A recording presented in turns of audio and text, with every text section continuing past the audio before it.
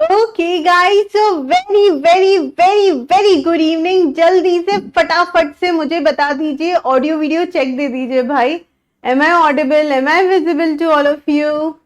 Good evening everyone, and I really really hope I didn't make you wait, right? I am on time. Okay, very very good evening. So Shreya, Urvashi, Vidya, Ripan, Zahra and many more who are joining in. हमारी class में बहुत सारे L squares है, late लतीफ्स है। तो जब तक हमारे लेट लतीफ्स आते हैं क्लास में, टिल द टाइम मैं अपना क्विक इंट्रोडक्शन दे देती हूँ, ताकि फिर हम लोग पढ़ाई चालू करेंगे। लेकिन आपको पता है the best part about law is, जब हम पढ़ते हैं तो हमें बहुत ज्यादा फील ही नहीं होता हम पढ़ रहे हैं। हमें ऐसा लगता है ओ मतलब yes I knew it, you know. So law पढ़ते हुए हमें ये वाली बहुत प्यारी फीलिंग आती है, लेकिन उसे याद भी करना पड़ता है। तो उसकी कुछ क्विक टिप्स और ट्रिक्स मैं आप लोगों के साथ शेयर करूंगी, जिससे याद करके you will gonna be like sky is the limit man, sky is the limit। Okay, एक सेकेंड। अगर थोड़ा भी प्रॉब्लम था वॉइस में तो अब नहीं आएगा। All clear? Thank you so much for the confirmation Zahra. Good evening Aastha, Sneha, ohm and okay guys, तो कल मैंने आप लोगों के कमेंट्स देखे और मैं कमेंट्स का शाउट आउट सेशन के एंड में दूंगी आज के क्वेश्चन के साथ। लेकिन उससे पहले क्वेश्चन पूछने जितना हम लोग पढ़ लेते हैं। So again good evening to one and all. मैं हूँ CA Swati Agarwal. I am first time chartered accountant as well as company secretary. मैंने सीए किया है, सीए के साथ सीएस भी किया है, मैंने बीकॉम ऑनर्स भी किया है एंड उसके अलावा बहुत सारे कॉम्पिटेटिव एग्जाम्स भी दिए हैं।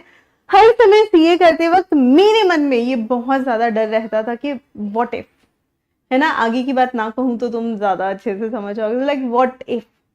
तो वो जो इफ था ना, वो बड़ा डरा के लगता था, तो इसलिए आई डिड एवरीथिंग। रेस्ट एक चीज है यार, जब सीए की डिग्री मिली और वो जो फील था ना भाई, कांट टेल यू, मतलब बहुत ही सुपर डुपर फील था। खैर, अभी हम लोग बढ़ते हैं, हमारी टीम से मिलते हैं। तो यहां से शुरू करती हूँ। ये है अंशुल अग्रवाल, जिसको आप लोग कहते हैं ताज। सो अंशुल अग्रवाल सर आपको पढ़ाते हैं अकाउंटेंसी। मेरे सेशन के बाद होता है निशांत सर का मैथ्स और फिर होता है अंशुल सर का अकाउंट्स। यहाँ पर आप बेसिक्स ऑफ अकाउंटेंसी के बेसिक्स को बूम कर रहे हो। आज तो मैंने सुना है कुछ बहुत इंटरेस्टिंग भी होने वाला है। सिमिलरली अगला सेशन जो मेरे बाद है निशांत सर का। निशांत सर आपको मैथ्स में आई थिंक मैथमेटिक्स और फाइनेंस करवा रहे हैं। कल का सेशन भी बहुत जबरदस्त था, आज भी अमेजिंग होगा। आदर्श सर लॉ पढ़ाते हैं। अभी जो आप लोगों का फास्ट ट्रैक बैच चल रहा है उसमें आदर्श सर लॉ ले रहे हैं। तो आप में से जो भी स्पेशली बच्चे जनवरी वाले हैं, आप लोग पढ़ रहे होगे अभी आदर्श सर से। आकाश सर से आप मिलेंगे सी इंटरमीडिएट में ऑडिट पढ़ने के लिए।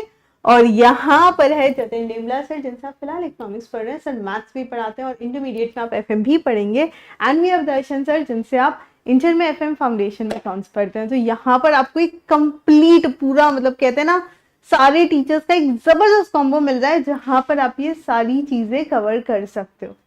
करेक्ट? एक सेकेंड आप, हाँ जी, अब सही है। ओके, तो यहाँ पर सब टीचर्स से हम लोग मिल लिए। अब हम बढ़ते हैं क्विकली आगे। ये है एकाग्रता। वाई एकाग्रता, है ना? Being a chartered accountant student, ये वाई तो डेफिनेटली हमारे दिमाग में छुपा हुआ है। सो वाई एक्सेस, पूरे सीए फाउंडेशन की सारी क्लासेस का एक्सेस, और सबसे बड़ी चीज है लाइव क्लासेस का एक्सेस, जहां पर आप और हम बात कर सकते हैं। यार लाइव इंटरेक्शन का फील डिफरेंट होता है। नंबर 2, सारे सब्जेक्ट्स हैं, बिल्कुल है। सारे टीचर्स हैं, बिल्कुल है।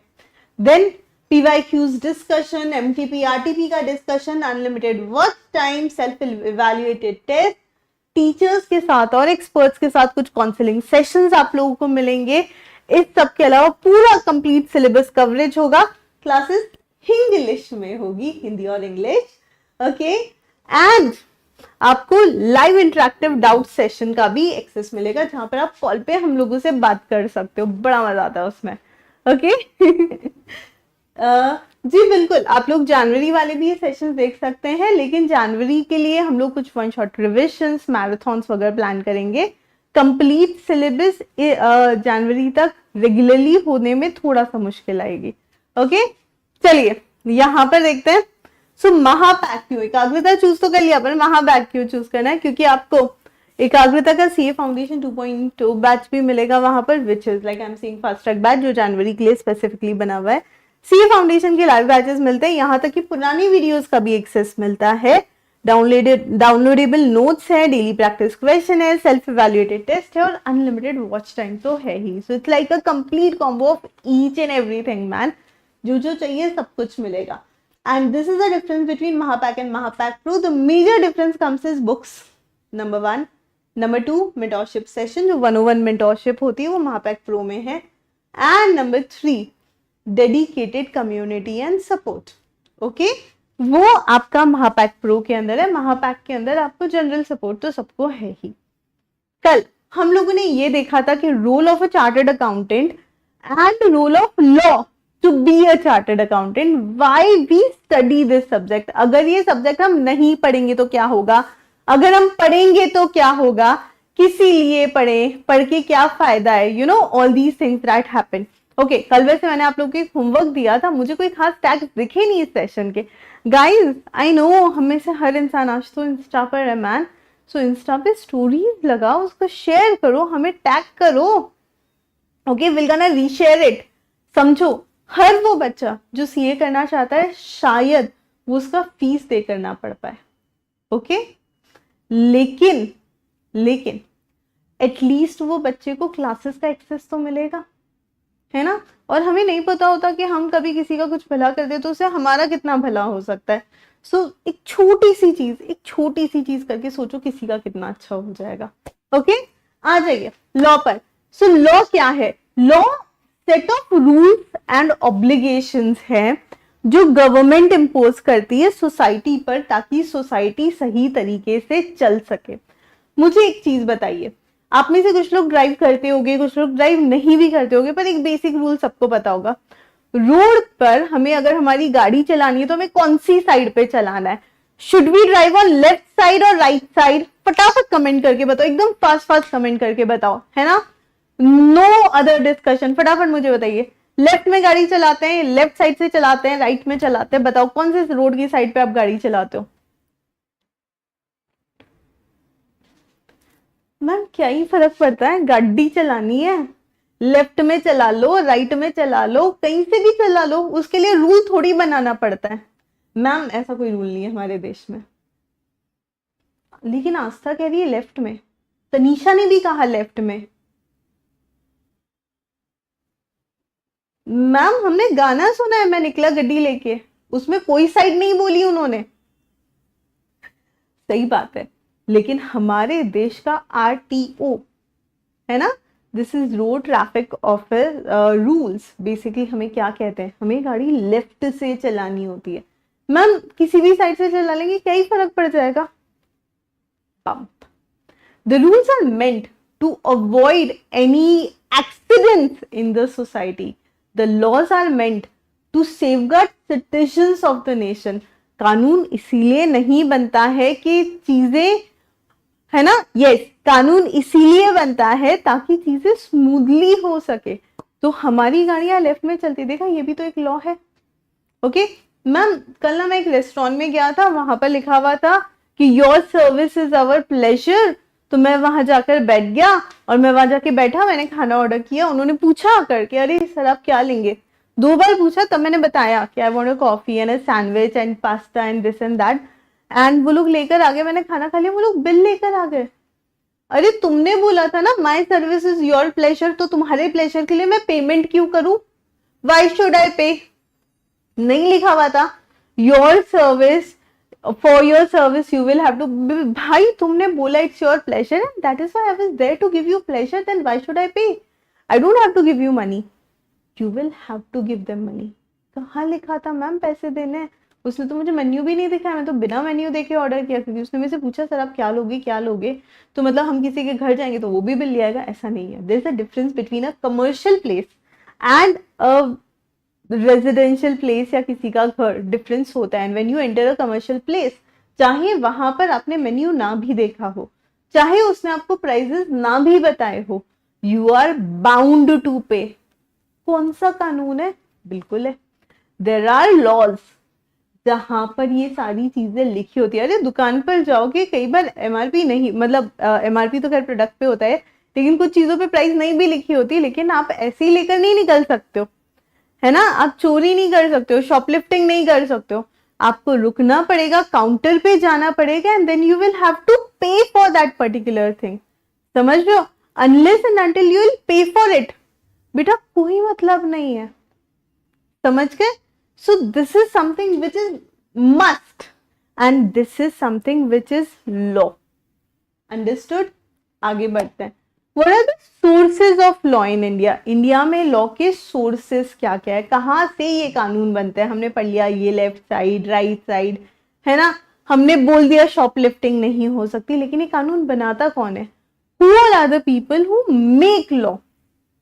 ये रहा सबसे पहले कानून का बेस। क्या है हमारे लॉ का बेस? कॉन्स्टिट्यूशन, हमारे देश का संविधान। ओके। नंबर 2, स्टैट्यूट्स और law made by parliament. Very very important. जो भी स्टैट्यूट्स या लॉज हैं जो पार्लियामेंट बनाता है, that plays a real vital role, because parliament is there to make laws, parliament is there to make statutes. और parliament क्या है, करेंगे उस पर बात। नंबर 3, स्टेट असेंबलीज, प्रेसिडेंट और जुडिशियल डिसीजन। कई बार कुछ चीजें होती है जो जुडिशियल डिसीजन से हम लोग सीखते हैं। कई बार होता है ना, मुझे ये चीज नहीं पता थी कैसे करनी है, लेकिन किसी और ने वो चीज करी। ऐसा नहीं होता, हम लोग कुछ तो बदतमीजी कर रहे होते हैं और टीचर आती है और धपक थप्पड़ मारती है हमारे पास वाले को, क्या कर रहे हो ये, चुपचाप कॉपी करो। और हम लोग भी फिर चुपचाप बैठ के लिखने लग जाते हैं। किसी और की गई गलती से हम सीख गए। ओके, दैट इज प्रेसिडेंट और judicial decision. And number 5, establish customs and usages. कई बार कुछ चीजें हैं जो लॉ में नहीं भी लिखी हुई होती है, लेकिन we follow certain things and we are establishing the custom and usages. So how the constitution is different from law?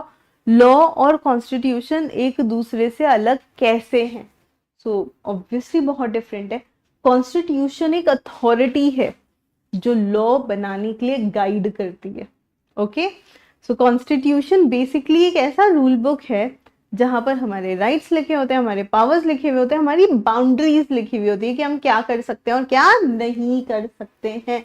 And parliament, ये जो फोटोज देख रहे हो ना, this is the picture which represents our parliament. Yes, देखा ही आपने जी, this is the latest parliament जहां पर बैठ के हमारा कोई भी नया लॉ पास होता है, जहां पर सारी वो अथॉरिटीज जो लॉ पास कर सकते हैं, they sit together and they make certain decisions. Okay, so parliament is the ultimate and law making body. This is the body that makes law, this is the body that work in such a manner कि जिससे laws बनते हैं। Okay, सो हमारी government of India, parliament, ये सब लोग laws बनाते कैसे? So government of India act 1935 जो कि पास किया था पार्लियामेंट ने, ठीक है। कौन से पार्लियामेंट ने? यूके के पार्लियामेंट में। लेकिन क्यों? इंडिया का लॉ बनाने के लिए यूके वालों ने क्यों पास किया? अरे बेटा सिंपल है ना, ये देखो, the government of India act 1935 passed by parliament of United kingdom is the prosecute. अरे यार सिंपल है, हम लोग इंडिपेंडेंट कब हुए? 1947 में। हमारा कॉन्स्टिट्यूशन कब बना? 51 में। तो 35 में तो भाई ब्रिटिशर्स ही थे ना। They are the people who actually pass the parliament कि इंडिया का पार्लियामेंट कैसा होगा। हमारे पार्लियामेंट का बेसिक स्ट्रक्चर कहीं ना कहीं उनके पार्लियामेंट से थोड़ा बहुत मिलता है, एक्चुअली काफी डिफरेंट भी है। दे हैव किंग क्वीन वाला सिस्टम, हमारे यहाँ पर अभी थोड़ा सा अलग सिस्टम है। So is the precursor of the constitution of India that define the characteristics of government from unitary to federal। हमारे देश के पावर्स वहां पर हमें पता चले, है ना। हम लोग सेंट्रल लेवल पर डिसीजन देते हैं, हम लोग ग्राउंड लेवल पर भी डिसीजन देते हैं। यानी हमारा जो सिस्टम है वो वैसा भी होगा, कई सारे डिसीजन सेंट्रल गवर्नमेंट लेगी और कई सारे डिसीजन ऐसे होंगे जो सेंट्रल गवर्नमेंट तो लेगी ही, लेकिन हमारी स्टेट गवर्नमेंट भी ले सकती है। हमारे taxes man, taxes are diversified, है ना। सेंट्रल गवर्नमेंट के अलग सेट ऑफ टैक्सेस हैं, स्टेट गवर्नमेंट के अलग सेट, तो ये कॉम्बिनेशन है। Then in 1937 the federal court was established and had a jurisdiction of appellate, original and advisory. The power of appellate jurisdiction extended to civil and criminal cases. As simple as that. जैसे government को establish करना बहुत जरूरी था, जो दूसरी power है जिसको एस्टैब्लिश करना जरूरी था वो था हमारा जुडिशियल सिस्टम। हमारे जुडिशियल सिस्टम का सेटअप होना बहुत बहुत ज्यादा इंपॉर्टेंट था, बिकॉज यहाँ पर क्रिमिनल, एडवाइजरी सब कुछ कवर होना था।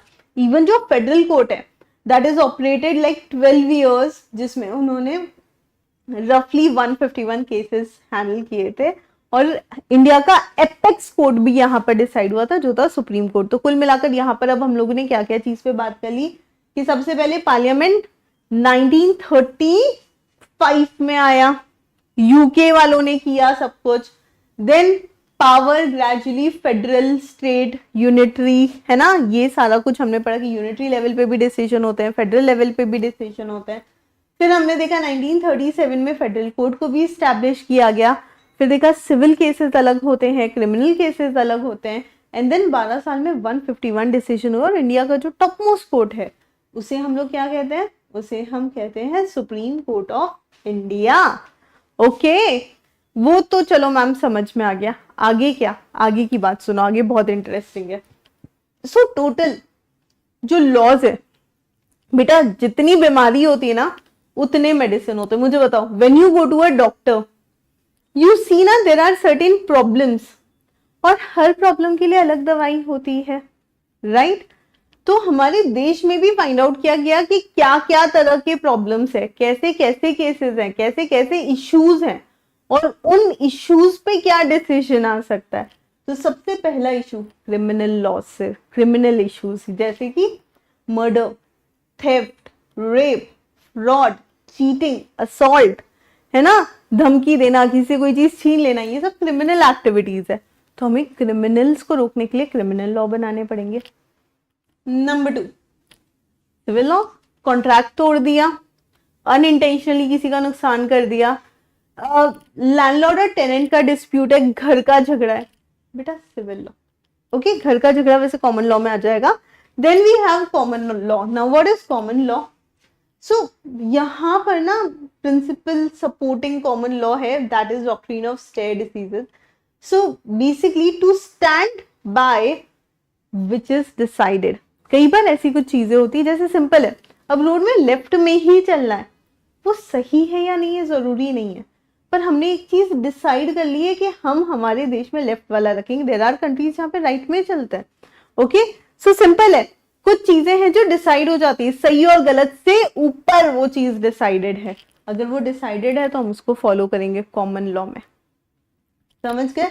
So the common law says आप वही करो जो डिसाइड हुआ है, उससे ऊपर जाने की कोई जरूरत नहीं है।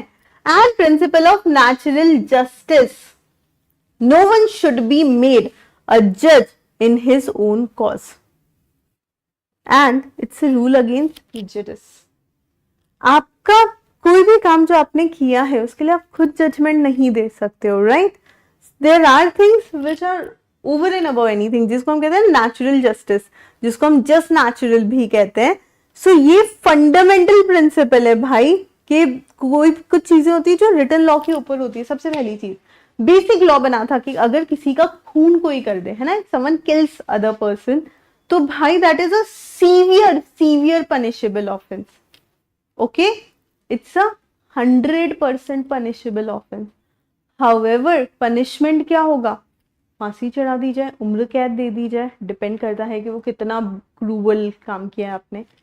लेकिन अगर आप सेल्फ डिफेंस में किसी को मार रहे हो, खुद की जान बचाने के लिए अगर आप किसी को मार रहे हो, that is not a punishable offence. मतलब थोड़ा बहुत बेसिक पनिशमेंट मिल जाएगा, बाकी आप बच जाओगे। समझ गए? समझ रहे हो ये वाली चीज? तो यहाँ पर क्या बोला है, कई बार कई चीजें रिटन लॉ से परे होती है, it's beyond written law. Written law में हो सकता है 10 चीजें हो, लेकिन पॉसिबली देयर आर सिचुएशन जहां पर हम उसके अलावा कुछ डिसाइड कर रहे हैं। Okay, that is principal of natural justice. 4 परेशानियां थी, चारों के अलग लॉज आ गए। अंडरस्टूड? नेक्स्ट, चैट करते रहो यार, मुझे बड़ा अच्छा फील आता है कि yes you guys are there.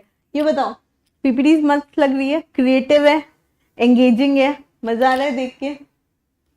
क्या हुआ इस बेचारे के साथ? कुछ नहीं, लॉ बनने गया था पार्लियामेंट के अंदर, पार्लियामेंट वालों ने निकाल दिया, जाओ नहीं बनाते हम तुम्हें लॉ।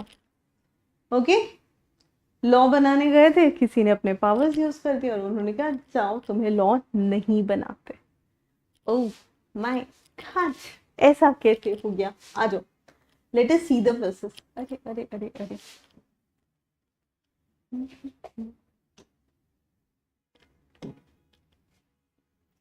तो ये है हमारे मिस्टर बिली बिल। क्या नाम है इनका? Mister bill. ओके, ये यहाँ क्या कर रहे हैं? कोई भी जब लॉ बनने वाला होता है, ओके, कोई भी जब लॉ बनने वाला होता है तो उस लॉ को पहले ही दिन से लॉ या कानून थोड़ी बोलते हैं, उसको पहले बोला जाता है बिल। और उस बिल को कई सारे, जैसे आपको सीए बनने के लिए फाउंडेशन करना पड़ता है, इंटर करना पड़ता है, फाइनल करना पड़ता है, राइट? वैसे ही बिल को अलग अलग हाउसेस के पास जाना पड़ता है। Okay, it has to go to the first house, second house, and अगर दोनों से सही, दोनों रास्तों पे उसको सक्सेस मिल गई, तब वो जा सकता है प्रेसिडेंट के पास। मतलब जैसे हम फाउंडेशन करते हैं, हम इंटर करते हैं, फिर हम फाइनल में जाते हैं, वैसे ये बेचारा लेजिस्लेटिव एंड मतलब first house of parliament, second house of parliament, Lok Sabha and Rajya Sabha, वहां पर जाता है। एंड देन उसके बाद में तीसरा स्टेप होता है इसका कि वो जाता है प्रेसिडेंट के पास और तब वो बिल जाकर लॉ बनता है। ओके, चलिए, सो दिस इज अ बिल। अब ये बिल कहता है मैं लॉ कैसे बनता हूं, ध्यान से सुनो। ये बिल सबसे पहले, है ना, ये चार्ट छोड़ दो, ये बाद में समझाऊंगी, पहले ओरली समझ लो। हमारा फर्स्ट हाउस लोकसभा, ओके, ये बिल जाता है लोकसभा के पास और लोकसभा में जाकर कहता है दैट अभी अगर आप लोग डिस्कस कर चुके हो, if you guys have already discuss, then pass me. Pass कहाँ करेंगे? राज्यसभा पे पास करेंगे, ठीक है। अगर सब कुछ ठीक है तो आप लोग आपस में डिस्कस कीजिए, डिबेट कीजिए, and then forward me to Rajya Sabha. Lok Sabha में डिस्कशन होता है, डिस्कशन में अगर सब कुछ ठीक लगता है, then that bill move to which house? Rajya Sabha. Okay, the second house. Rajya Sabha में उसको डिस्कस करते हैं, सब कुछ ठीक लगता है तो आगे भेजते हैं, लेकिन अगर ठीक नहीं लगता तो वो वापस जाता है चेंजेस होने। चेंज होने के बाद वापस लोकसभा उसको पास करेगी, फिर राज्यसभा के पास जाएगा, फिर राज्यसभा पास करेगी, फिर आगे प्रेसिडेंट के पास जाएगा, and this cycle goes on. लंबा चौड़ा टाइम लगता है इसके अंदर, है ना। कई बार बिल डिस्कस होता है, कई बार डिबेट होती है, डिबेट में दिन खत्म हो जाता है, फिर उसके बाद में अमेंडमेंट्स होते हैं, then you know the things changes and it keeps on happening. एक एक बिल को लॉ बनने में कई बार सालों लग जाता है। ओके, चलिए अब हम आते हैं, अच्छा लास्ट में प्रेसिडेंट के पास जाता है। क्या प्रेसिडेंट भी उसको वापस भेज सकता है? बिल्कुल, प्रेसिडेंट को भी अगर बिल नहीं समझ में आया है तो वो भी उसे दोबारा भेज सकते हैं, दोबारा से लोकसभा में डिस्कस होगा, दोबारा से राज्यसभा में डिस्कस होगा और फिर फाइनली जाकर वो लॉ बनेगा। And once it becomes law, वो क्या हो जाएगा? वो फिर, हाँ जी, इन सब जगहों से अप्रूव होने के बाद, वो लॉ बनने के बाद फिर हम उसे अप्लाई करते हैं, एनफोर्स करते हैं। तो लॉ अभी तक तो हमें लगता था पुलिस वाले लॉ बनाते हैं, है ना, कोर्ट में लॉ बनता है, नहीं। दीज आर द अथॉरिटीज जो लॉ को एनफोर्स करते हैं। लॉ बनाने का काम पार्लियामेंट का है, समझ रहे हो। लॉ बनाना कहाँ होता है? हमारी पार्लियामेंट से होता है भाई, लेकिन लॉ एनफोर्स करने का काम इनका है।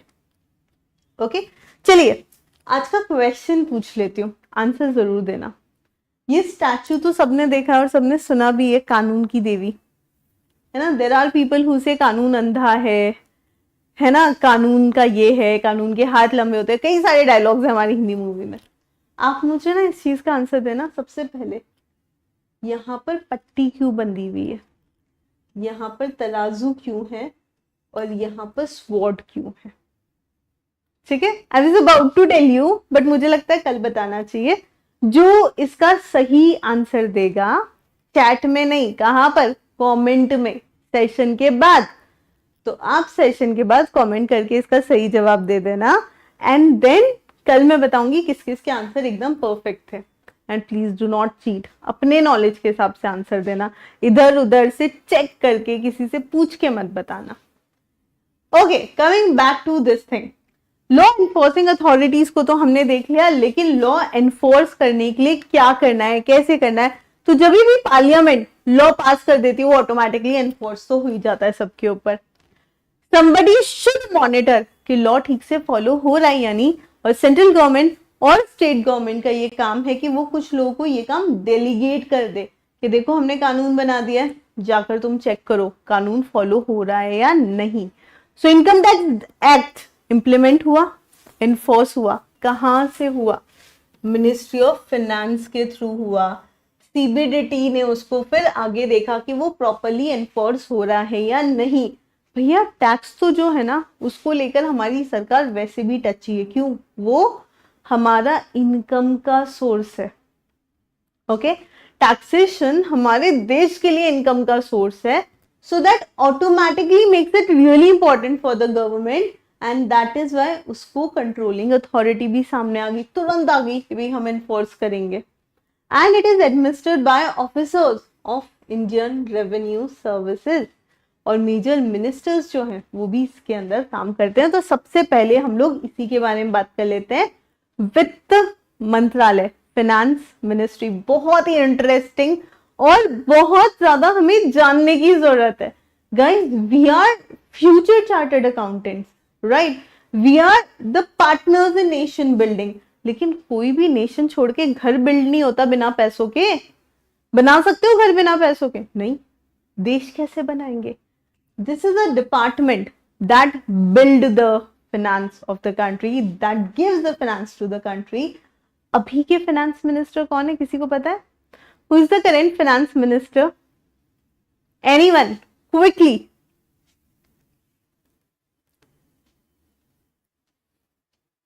हाँ जी, CA aspirant.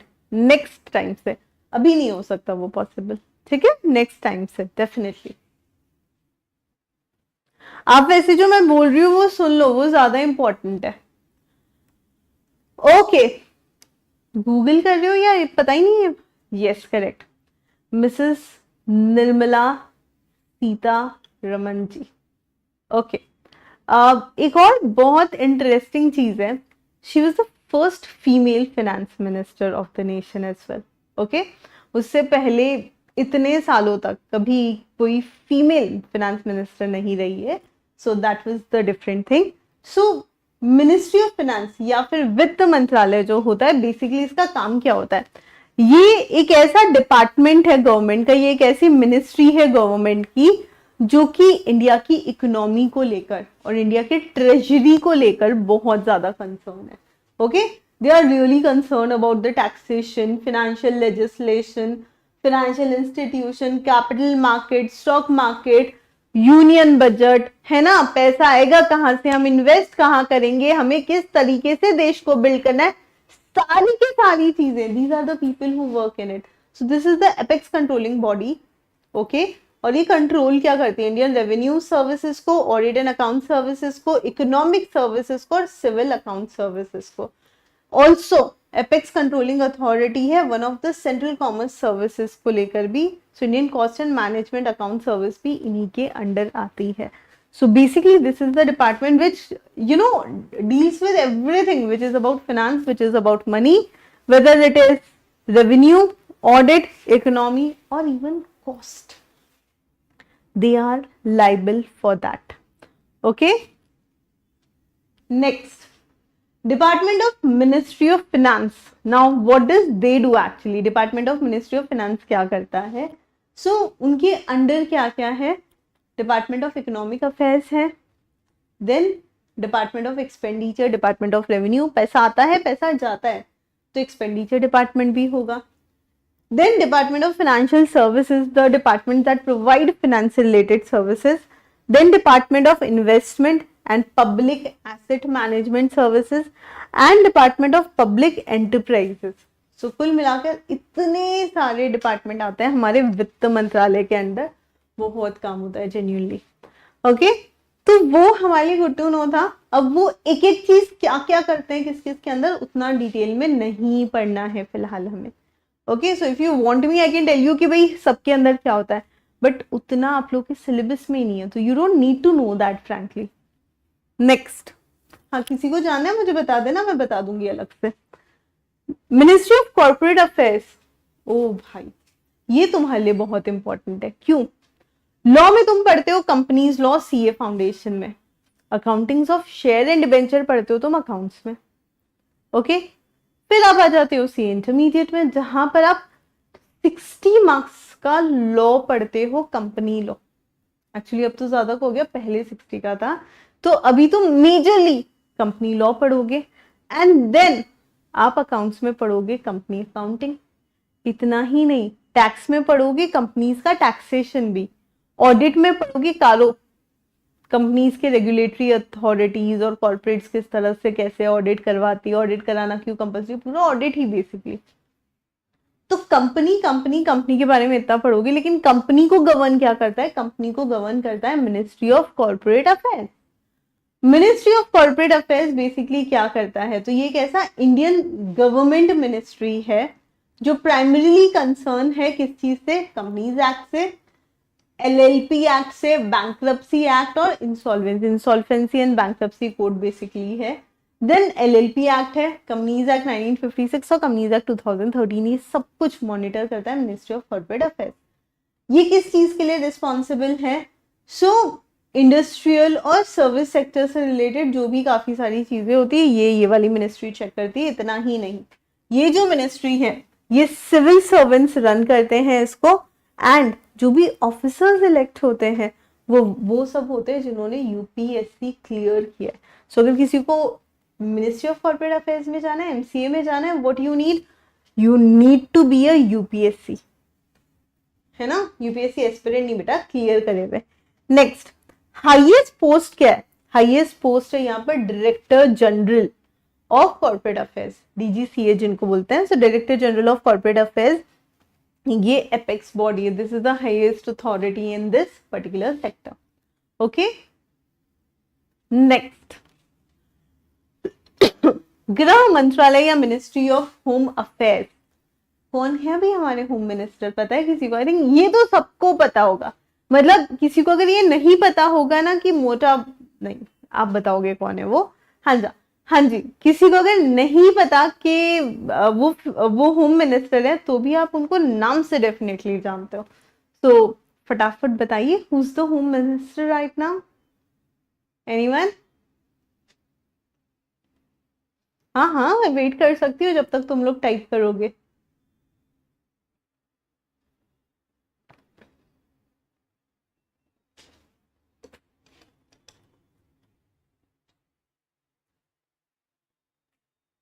चलिए आप टाइप करें, तब तक मैं इसके बारे में बता देती हूँ। तो ये भी गवर्नमेंट की ministry which is the most important ministry, okay, and as an interior ministry of India ये मेनली रिस्पॉन्सिबल है कि सारा इंटरनल सिक्योरिटी, डोमेस्टिक पॉलिसी सब कुछ अच्छे से चलती रहे, और यूनियन मिनिस्टर्स जो होते हैं वो इसका हिस्सा होते हैं। Yes, you guys are correct, very good. Shreya, Astha, Rohit, Zahra, Astha, Rajveer, Srishti, Ripun, आप सब लोग सही हो।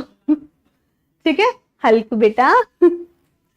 ओके, तो कुल मिलाकर गृह मंत्रालय फिलहाल संभाल रहे हैं अमित शाह जी, और वो क्या क्या देखते हैं, आ जाओ देखते हैं। So border management, internal security, Jammu and Kashmir से related matter, department of home, official language and department of state. The biggest ministry is home ministry.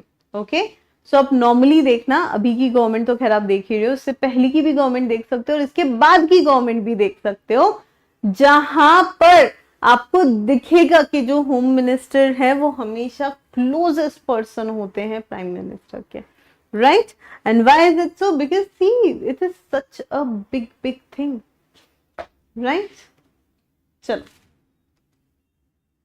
Coming to this department of official language, ये क्या होता है? बाकी सब कुछ तो सब लोगों को थोड़ा बहुत समझ में आ रहा होगा, लेकिन ये थोड़ा सा डिफरेंट है। डिपार्टमेंट ऑफ ऑफिशियल लैंग्वेज एक ऐसा डिपार्टमेंट जो बहुत सारी चीजों को हैंडल करता है, सेंट्रल ट्रांसलेशन ब्यूरो को, सेंट्रल हिंदी ट्रेनिंग इंस्टीट्यूट को, and director of central census operations को। एक ऐसी मिनिस्ट्री जो ये देखती रहती है कि आपने देखा यू नो हिंदी दिवस कब होता है? ओके मुझे लगता है काफी लोगों को नहीं पता होगा। So 14 September is celebrated as Hindi Diwas. Okay तो हमारे देश में ये लैंग्वेज, बिकॉज हमारे नॉर्थ साइड की अगर हम बात करें, whether it is like you know NCR ले लो, यूपी ले लीजिए, एमपी ले लीजिए, राजस्थान ले लीजिए, गुजरात ले लीजिए, टू सम एक्सटेंट महाराष्ट्र, पर वहां पर रुक जाओ, वहां तक तो हिंदी एकदम आराम से लोग समझ जाते हैं, है ना, to all the states near around. लेकिन आप उसके थोड़ा सा वेस्ट में जाओगे या उसके नीचे भी जाएंगे साउथ साइड में, तो वहां पर आप देखो हिंदी उतना अच्छे से नहीं समझी जाती। तो इस लैंग्वेज को वाइडली पहुंचाना is also important and that is why यहाँ पर ये प्रॉपर डिपार्टमेंट है इसका। समझ गए? Next, so ministry of law and justice. Ministry of law and justice क्या करता है? सो ये गवर्नमेंट है, गवर्नमेंट ऑफ इंडिया की कैबिनेट मिनिस्ट्री है। लॉ एंड जस्टिस नाम से पता चल रहा है। तो ये लीगल अफेयर्स मैनेज करती है लेजिस्लेटिव डिपार्टमेंट के थ्रू। लीगल एक्टिविटीज ठीक से हो रही है या नहीं, कौन सा नया लॉ लाना चाहिए, इस पे ब्रेनस्टॉर्मिंग यही लोग करते हैं। कौन सा लॉ ऐसा है जो हमें आगे करना चाहिए अकॉर्डिंगली, किस तरीके से लॉज ड्राफ्ट होंगे, किस तरीके से चीजें होगी, ये सब कुछ इसके अंडर कवर होता है। Okay so department of ministry of law and justice क्या करता है? लीगल अफेयर्स हैंडल करता है, लेजिस्लेटिव डिपार्टमेंट है यहाँ पर, और डिपार्टमेंट ऑफ जस्टिस भी है जो ये देखता है कि यार विल बी द जजेस, सुप्रीम कोर्ट के जस्टिस, राइट, वो सब चीजें हमें देखना है। हैदराबाद में चलती है हिंदी मैम, अच्छा चलिए आगे बढ़ते हैं। Then coming to SEBI, securities and exchange board of India. SEBI के बारे में तो आप लोगों ने डेफिनेटली सुना होगा। क्या करता है सेबी? स्टॉक मार्केट ट्रांजैक्शंस का ध्यान रखता है मैम, ये तो हमें पता है। Yes it is a regulatory body. Securities और कमोडिटीज मार्केट बेसिकली हैंडल करते हैं under the ownership of ministry of finance with in government of India. Government of India के अंदर मिनिस्ट्री ऑफ फाइनेंस है, मिनिस्ट्री ऑफ फाइनेंस के अंदर सेबी है जो सिक्योरिटीज मार्केट को भी देखता है, कमोडिटी मार्केट को भी देखता है।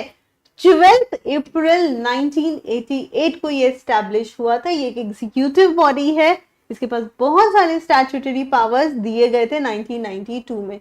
ओके और सेबी एक्ट भी पूरी तरीके से आया था 1992 में। उससे पहले सेबी का एक्ट नहीं था, क्या था? एस्टैब्लिश तभी हुआ, लेकिन the proper act, the proper rights have actually came in 1992। Organization बना दी थी, लेकिन कितने अधिकार देने हैं तब पता नहीं था। Okay next, insolvency and bankruptcy board of India. बेचारे का दिवाला निकल गया है ना, सुना आप लोगों ने? वो तो दिवालिया हो गया, उसने तो हाथ खड़े कर दिए, वो तो अपना लोन ही रीपे नहीं कर पा रहा है, वो तो अपने पैसे ही नहीं दे पा रहा है। Whatever the cases, insolvency and bankruptcy board of India is there to tackle it. Okay this is a board जो कि एक रेगुलेटर है और ये देखता है कि कोई भी पर्सन ऐसे इंसॉल्वेंट नहीं हो सकता। एक बार इमेजिन करो ना, आप सब लोगों से मैंने ना 50-50 करोड़ रुपए उधार ले लिए और फिर वो पैसे मैंने कहीं पर तो कैसे तो भी जुगाड़ करके इंडिया के बाहर भेज दिए। अब मैं कहती हूँ मैं तो इंसॉल्वेंट हूँ, राइट? अभी तो I am not able to pay money back. कितने लोगों का नुकसान हो जाएगा? आप ये चीज समझो, जो बंदा इंसॉल्वेंट होता है ना उसका तो ठीक है, लेकिन बाकी जो उसको लोन दे रहे हैं, आपको नहीं लगता उनको बहुत ज्यादा नुकसान है, राइट? हाँ राजवीर पूछते चलो, ये मत पूछो कि डाउट है, ये बता दो डाउट क्या है। ओके आस्था नहीं भी याद रखा तो चलेगा, कोई दिक्कत नहीं है। ओके अब यहाँ पर हमें देखना है इंसॉल्वेंसी और बैंक्रप्सी बोर्ड की जरूरत क्यों पड़ी। एक रीजन तो मैंने बता दिया, हर किसी को नहीं इंसॉल्वेंट करना है, हमें चेक करना है बंदा इंसॉल्वेंट है या नहीं है। सो ये एक अथॉरिटी है जो चेक करेगी, ऐसे प्रोफेशनल्स होंगे इसके अंदर जो चेक करेंगे। तो 1 अक्टूबर 2016, अरे ये तो एकदम नया है, बिल्कुल हम सबके बॉर्न होने के बाद, हाँ एकदम लेटेस्ट है। बहुत सारे लोग खुद को इंसॉल्वेंट कर करके बाहर निकल लिए, है ना। हमारी इकोनॉमी को नुकसान हुआ, हमारे देश के लोगों को नुकसान हुआ, इसलिए इसे एस्टैब्लिश किया गया 1 अक्टूबर 2016 को, जहां पर हमने इंसॉल्वेंसी और बैंक्रप्सी कोड भी वहां पर लोकसभा से पास करवाए। 5 मई 2016 को जैसे वो कोड पास हुए 1 अक्टूबर को ये ऑर्गेनाइजेशन सेटअप कर दी गई। It covers individual, company, LLP, partnership and limited liability partnership and partnership firm.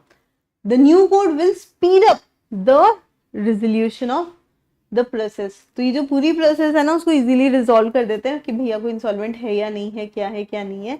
And ये इसलिए हुआ है ताकि बैंक्रप्सी और इंसॉल्वेंसी कोड सही तरीके से हो जाए. जितनी भी केसेस हैं it is handle using true tribunal, that is NCLT and date recovery tribunal. अब ध्यान से सुनना इस चीज को. जो कंपनी रिलेटेड केसेस होंगे इंसॉल्वेंसी के वो जाएंगे NCLT के पास, नेशनल कंपनी लॉ ट्रिब्यूनल के पास. और जो बाकी के हैं सिंपल पार्टनरशिप के या इंडिविजुअल के तो वो चल जाएंगे डेट रिकवरी ट्रिब्यूनल. समझ गए? तो इसलिए 2 कोर्ट्स हैं जो सारी चीजें हैंडल करते हैं. कोई भी डाउट है पूछ लीजिए. Okay Rajveer, for you and everyone else जिन्होंने लेट ज्वाइन किया सेशन, ध्यान से सुनिएगा. हम लोग ये जो रेगुलर क्लासेस ले रहे हैं we will try and finish off lot of topics till January. लेकिन क्या पूरा 100 मार्क्स का सिलेबस हो सकता है? वो थोड़ा सा पॉसिबल कम है. तो मैम हम जनवरी वालों के लिए आपने कुछ नहीं सोचा? ऐसा हो सकता है. Each and every student who gave September exam, who are giving January exam and thereafter, भाई तुम सबकी बहुत चिंता है हमको, लेकिन जनवरी को समय कम है तो उसके लिए आप क्या करोगे? सो जब तक आप लोग के लिए अलग से कुछ चालू नहीं करते तब तक आप ये सेशन देखिए. We are actually waiting for results and thereafter we'll plan some special session only for January aspirants. तो आप वो वाले सेशंस ज्वाइन कर सकते हो यूट्यूब पर.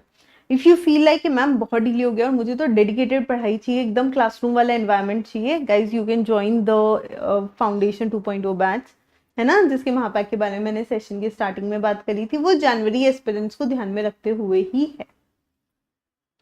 हाँ हल्क उतना हो जाएगा आराम से, बहुत आराम से, उससे तो बहुत ज्यादा हो जाएगा. चले आगे. Okay structure of Indian judicial system. So the function of judiciary system in India are, हम regulations जो है उनको interpretation of acts और courts के थ्रू करवाते हैं. Then dispute resolution का काम करते हैं. Fairness promote करते हैं citations के थ्रू. So क्या क्या चीजें हम लोग देखते हैं. So हमारा judicial system ठीक से चल रहा है या नहीं चल रहा है, dispute resolution कैसे हो रहा है, fairness है या नहीं है. और ये judicial system कौन सा है? सबसे ऊपर हाई कोर्ट, देन सबसे ऊपर supreme court, then high court, then district court, then comes is metropolitan. So metropolitan courts जो हैं वो आपको कई सारे शहरों में मिल जाते हैं. जो डिस्ट्रिक्ट सिटीज है वहीं पर आपको डिस्ट्रिक्ट कोर्ट्स मिलते हैं. हाई कोर्ट नॉर्मली एक स्टेट में एक है. देयर आर 2 स्टेट्स जहाँ पर 2 हाई कोर्ट है, लेकिन नॉर्मली एक स्टेट में एक हाई कोर्ट होता है. लेकिन ऐसा लगता है कि कहीं और भी केसेस ज्यादा आ रहे हैं उसी स्टेटमेंट पे, तो हम लोग क्या करते हैं, हम लोग वहां पर बेंच होती है, हाई कोर्ट की एक बेंच होती है, वो बेंच डिसीजंस देती है. So this is the role of high court and the ultimate body, the top most body, the final body is supreme court, जिसके बियॉन्ड कुछ है ही नहीं.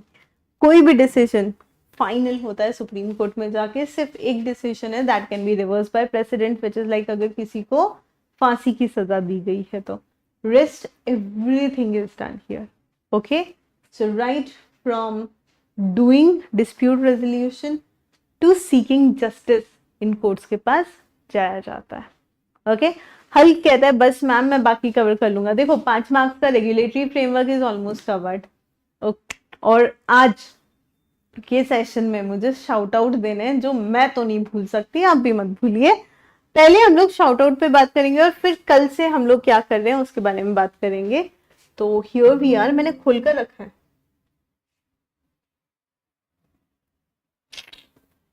ये है हमारा सेशन.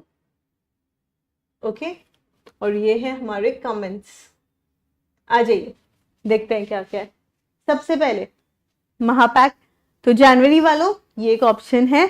दूसरा ऑप्शन आप लोगों को पता है. नंबर 2 समृद्धि ने बहुत प्यारा कमेंट किया था कि CA is very respectable and prestigious degree all over the world and the training which the chartered accountants undertook becomes qualified and makes you different from others' career. So no other career offers the mobility that chartered. ये तो है. Being a chartered accountant आप कुछ भी कर सकते हो. That is the best thing. समझ रहे हो? If you are a chartered accountant, you have n numbers of doors available for you. आप प्रैक्टिस कर सकते हो, आप जॉब कर सकते हो, आप खुद का कुछ ओपन कर सकते हो, बिजनेस भी कर सकते हो और उसकी छोटी छोटी बात आपको समझ में आएगी. That is the best thing. Okay, good answer. हाँ समृद्धि, very good.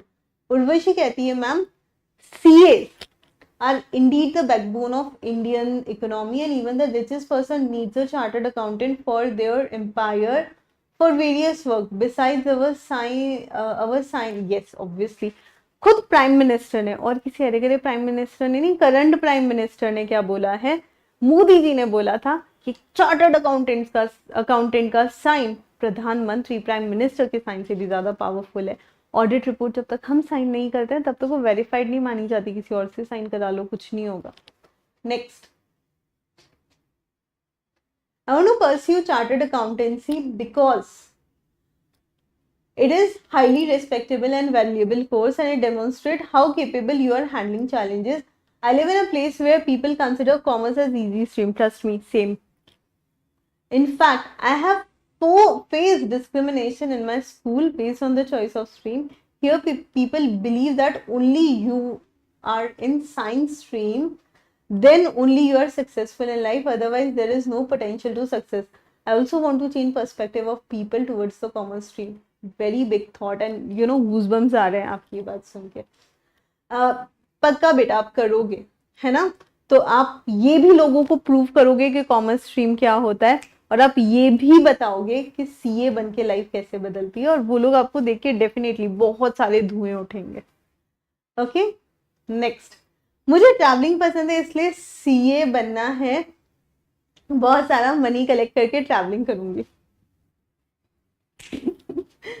Next, pursuing CA for respect, society, help for nation building and honor for my parents. Very very good Ayush, बहुत बढ़िया, आपका भी आंसर जबरदस्त था. And trust me guys, it is like pretty important to understand ये सारी चीजें. एक CA बहुत कुछ कर सकता है और बहुत कुछ प्रूव करता है ना, जो बहुत सारे लोग समझ भी नहीं पाते. Even when I join CA, मेरे साथ भी ये सारी चीजें हुई थी.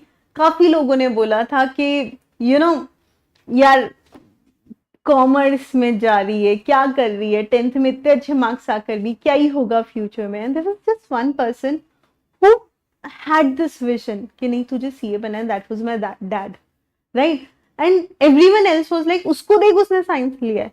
अब कोई नहीं बोलता उसको देख वो कहाँ है और तू कहाँ है. It's really really important to be something, to do something which you want to do. And trust me, it is a profession that gives you complete flexibility and more than anything money. यार एक बहुत important चीज़ है हम middle class लोगों की life में कि हमारे ना बहुत छोटे छोटे से सपने होते हैं और वो छोटे छोटे से सपने हम कॉम्प्रोमाइज कर देते हैं जस्ट फॉर द सेक कि वी थिंक कि नहीं यार क्यों ही खर्चा करना है. We tend to save and save more, right? हम पहले सेव करेंगे, फिर और सेव करेंगे, फिर और सेव करेंगे, फिर वो सेविंग से जो रिटर्न आएगा हम उसको भी सेव करेंगे. पर वो जो छोटी छोटी इच्छाएं ना हमारे साथ हम लेकर चल जाते हैं. ये कोर्स आपको ऐसा एम्प्लॉयमेंट ऑफर करता है कि आपको वो छोटी छोटी इच्छाएं छोड़कर जाने की जरूरत नहीं है, आप अपनी इच्छाएं पूरी करके जाओगे. I think that really means a lot, right? To all the boys, to all the girls, to you know all my future CAs, ये अपने आप में बहुत बड़ा मोटिवेशन है. See, dreaming about Mercedes is a big dream, पर काश बारिश से बचने के लिए मेरे पास कार हो. समझ रहे हो? ये बहुत बेसिक सा सपना है जो लाखों लोग देख रहे हैं पर पूरा नहीं कर पाते. Trust me, with in 3 months आप अपना ही सपना पूरा कर पाओगे सीए बनते. Okay, and there are people जो सीए बनते ही कर लेते हैं, बट मैं एक प्रैक्टिकल बता रही हूँ, 3 से 6 महीने में तो डेफिनेटली आप ये सपना पूरा कर लोगे. बहुत बड़ी बड़ी चीजें छोड़ के जो छोटी छोटी इच्छाएं जो हम डे टू डे लाइफ में कहते हैं कभी और नहीं करना पड़ेगा, वो अभी हो जाएगा. ओके, सो ये चीजें बहुत इंपॉर्टेंट है। रही बात मैंने टाइम मैनेजमेंट कैसे किया था, मैं सीए कैसे बनी, इसमें बहुत सारे सेशंस तुम लोग के लिए लेकर आऊंगी। Just that you need to take out time and watch those session and imply those things in your life. बहुत सारे महान लोगों की हम बहुत सारी महान चीजें पढ़ते हैं, है ना। There are people who are really really great, mister Ratan Tata, लेकिन क्या हम वो सारी चीजें हमारी डे टू डे लाइफ में ला सकते हैं? नहीं। तो मैं कहूंगी एक नॉर्मल इंसान मेरे जैसा, मैंने जो किया था वो चीजें अपनी लाइफ में डाल लो। ओके, सो नॉर्मल से थोड़ा सा हटके कुछ हो जाओगे, प्रोफेशनल तो बन ही जाओगे। मैं बन गई, आप भी बन सकते हो। तो that is it for today's session. Question already मैंने आपको दिया है, क्यों आंखों पे पट्टी होती है, एक हाथ में तराजू और एक हाथ में तलवार क्यों होती है हमारी लॉ की जो स्टैच्यू है उनके हाथ में, है ना। तो ये क्वेश्चन का आंसर आप लोग सोचिए, कमेंट में लिखिए, कल हम उसके लिए आपको शाउट आउट देंगे। आज के सेशन में बस इतना ही। एक होमवर्क और है आपका, जो मैंने पहले ही बताया था। यार कम ऑन यार, इतना सोशल मीडिया यूज करते हो, एक स्क्रीनशॉट लो, मुझे टैग करो, इंस्टाग्राम पे डालो, और ये सेशन कैसा लगा वो बताओ। दैट्स इट, ट्रस्ट मी, किसी एक की लाइफ सुधार दी, आपको नहीं पता आपकी लाइफ कहां से कहां पहुंच सकती है। That's it for today, thank you so much guys, धन्यवाद।